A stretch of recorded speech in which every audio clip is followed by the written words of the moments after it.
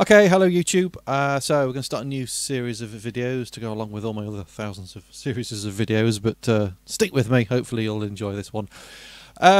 So this one's specifically looking at the iPad app, the Moog Model D, which for this video I'm going to have kind of the zoomed out camera, just so you can see how I'm using it. And then on the other videos I'll zoom right in on the screen so you can see what's what on there. So this one's basically just sort of a little introduction video. I'll go through a few of the presets, a little sort of review, my thoughts on it, and just show you how I've got it set up with this as a controller.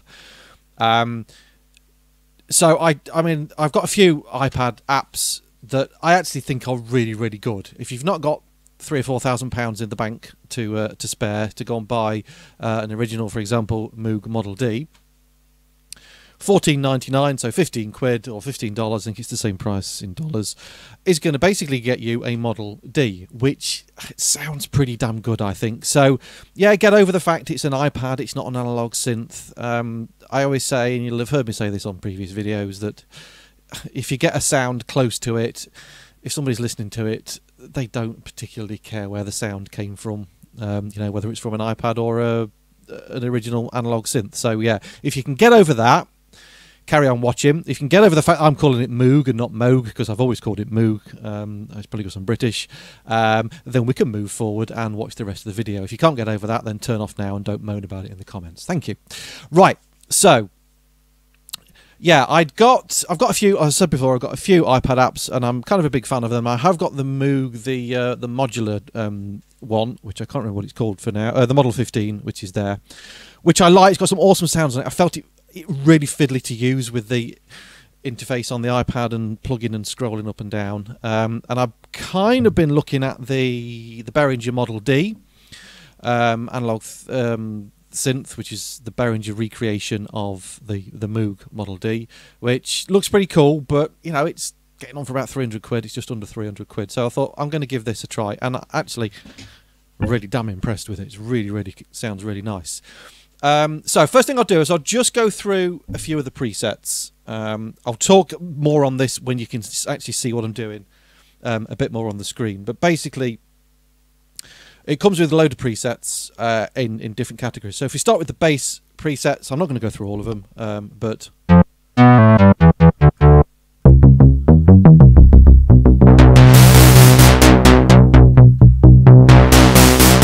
mean, it just sounds bloody awesome.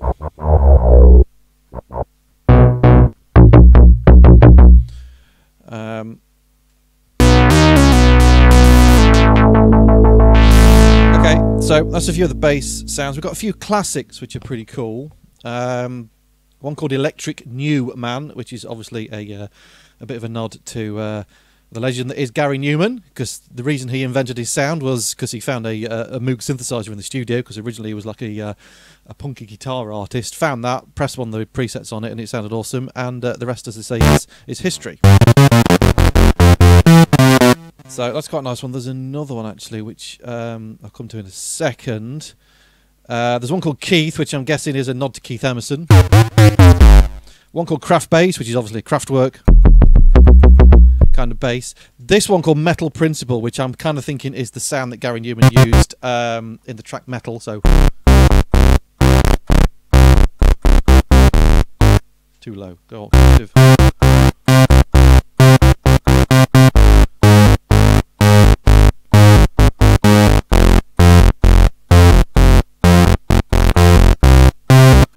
So you can pretend to be Gary Newman all day long, which is not a bad thing. We've got some effects. There's an effects bank, so to say. Bit weird, but yep. We've got a keys bank.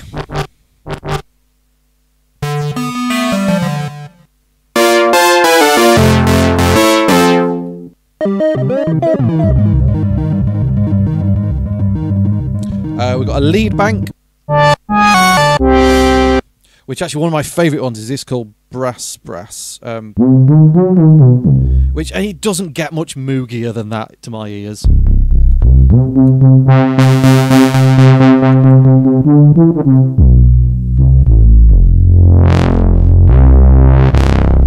filter sounds freaking awesome.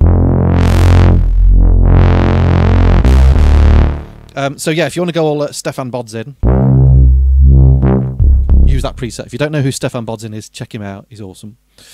We've got some pads. Sorry, not changed it. And the great thing actually with the iPad app is you can have it, because obviously the Model D originally was a mono synth, you can actually have this in polyphonic mode, so which is obviously a nice cool extra. And then we've got some like percussion, bank, cheap cymbal, cheap kick, cheap toms, dark toms. And then you got like a weird hi-hat sort of sound and noisy snare. So yeah, it comes with 1, 2, 3, 4, 5, 6, 7, 8 banks. You can create your own banks and obviously save all your own presets in there as well. So there's a lot to get you going with to start off. Some lovely sounds in there that you can have a play around with. It's also got some effects built in. We've got an ARP, we've got this thing called Bender, we've got a delay, and we've got a thing called Looper. So the ARP is obviously an arpeggiator. Let's just get back to... let's just go, we'll do that Kraftwerk bass sound.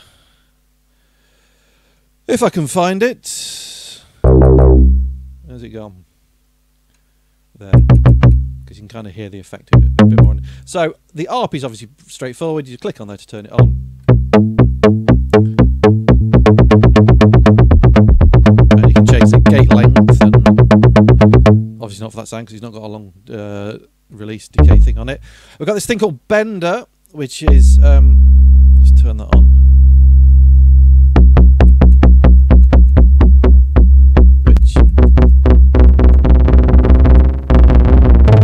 Some nice weird effects with it. It's not the best sound to demonstrate that, but yeah, we've got a delay which is kind of speaks for itself.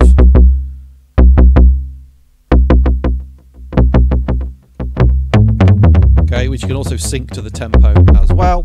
And then we've got a thing called Looper where you can basically just record kind of what you play, kind of like a step sequencer, and then you can play it back and you can kind of overdub as well. But I'll go through all these in more detail in later videos. And you can then, I think if I remember rightly, on the Looper, you can then kind of choose a different preset over the top and sort of play that in the background. I think. I've got to just check I'm right on that. So that's kind of a brief overview just of the kind of roughly what it sounds like. I will go through everything in more detail, all the oscillators and everything in this series of videos. Just really want to talk, before we finish on this one, just how I've got it set up.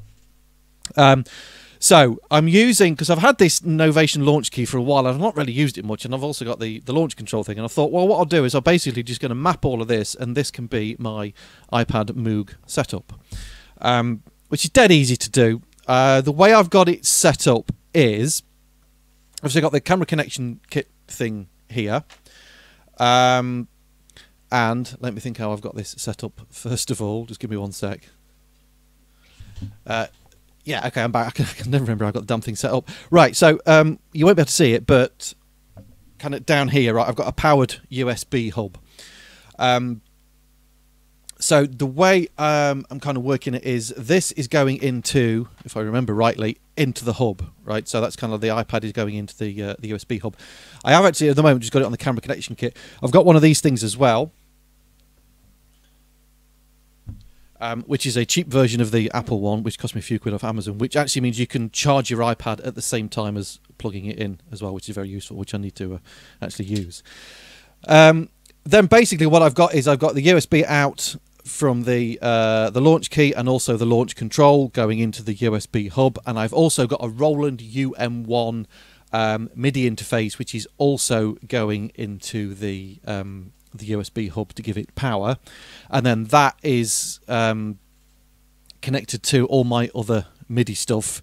So that just means I can control it from my other gear, which is over here. So you don't need to worry too much about the MIDI interface thing at the moment. I will do a different video on that actually on my studio update, because I've changed a few bits around. For the purposes of just using this without the MIDI kind of stuff, If you've just got one controller, you just plug it straight in. Obviously, if you've got two, you're going to need to use a hub, and it's going to need a powered hub usually because it's not got enough power otherwise.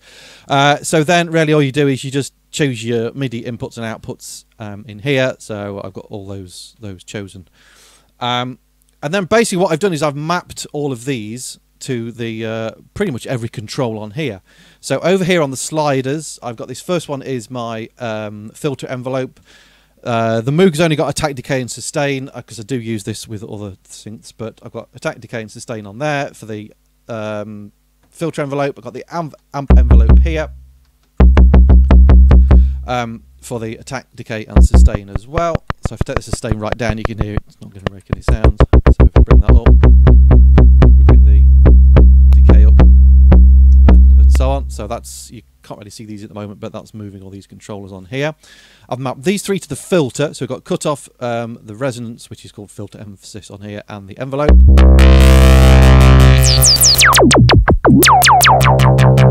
Okay, so I've got control of those on here. And then over on the launch control, on my user bank 1, the top row is kind of controlling all the oscillators. So I've got like the range of oscillator 1, the waveforms. Same thing with oscillator 2 and oscillator 3, but they've also got frequency dials as well. The bottom row is then sort of controlling the volume of the oscillators and various other things. So the mapping is just down to really how you would want to do it. The bottom row of buttons, I've actually got to turn these things on and off because you can turn. So I've mapped these to the switches on here. Again, you're not going to see these very much, but when I get closer in on the next videos, you will see them. And then what I've done is on user bank 2, I've mapped all of these to the effect, so I can turn the ARP on or the bender or the delay just by pressing buttons on here. Obviously, you don't need to do that. You can do it all from the screen. Personally, because I'm a big fan of hardware synths, I don't like, you know, if I'm doing the filter, it's not a massive interface. You can make it a bit bigger pressing this button here called play, which gets rid of some of it, which it's kind of usable, but you know, I like the hands-on control. And like I say, this was just sitting here gathering dust, so I thought, okay, this is going to be my Moog, because I ain't got 3 or 4 grand sitting around in the bank to buy an original Model D. So that's kind of how I'm using it. Which kind of makes it feel like I've now got a hardware Moog. I know I haven't, but I have kind of in a way. Yeah, and it's great fun to actually play it like that with the hands-on things. So obviously these things aren't that expensive. I think the launch key, you'll have to check yourself. Whatever MIDI controller you get, you're only looking at a few £100 and 15 quid for that. If you've already got an iPad, it's a cheap way of turning it into a synth rather than spending thousands of pounds. This is an iPad Air. It's an iPad Air 1. Works perfectly on that. So, you know, I've not tried it on any other iPads, but I'm guessing it's going to be okay on those as well. Right. I'm going to shut up talking because I know everyone moans that I always talk too much. So what we'll do is we'll get into the app in more detail. We'll have a look at the oscillators in the first video. And usual things, if you like the video, please like and subscribe. If you like what I do, you can always donate. There's a PayPal donate button somewhere on my channel. Or if not, just go and check my music out on Spotify or iTunes or Deezer or Beatport or whatever. Stream it loads of times, buy a bit of that, and that's all good because it always helps me keep all of this stuff going. And that's it. Yep, so I'll see you in the next part. Thanks for watching.